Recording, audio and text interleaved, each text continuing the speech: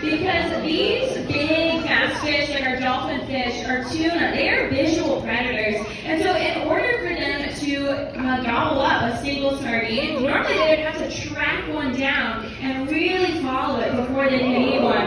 And wow, we're just getting a lot of demonstrations today. This is pretty interesting.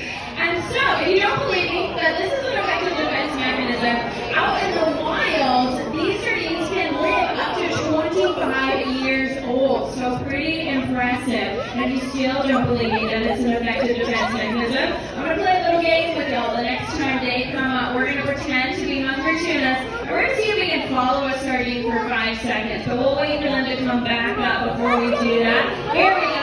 All right, real quick, I'm going to actually count only to 3. So everyone pick a single sardine from the school right now. Everyone got their sardine? I'm going to count for 3 seconds. See if you can follow that sardine. 1, 2, and 3. Okay, raise your hand if you still have your sardine.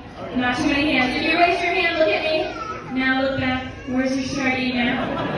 Yeah, that's what I thought. I'm just kidding. So, but that just goes to show that as a hungry tuna, you can't be distracted for even a single moment. And also for all the kids in the audience, staying in school is probably a good idea. You're going to get eaten by a hungry tuna. Just joking.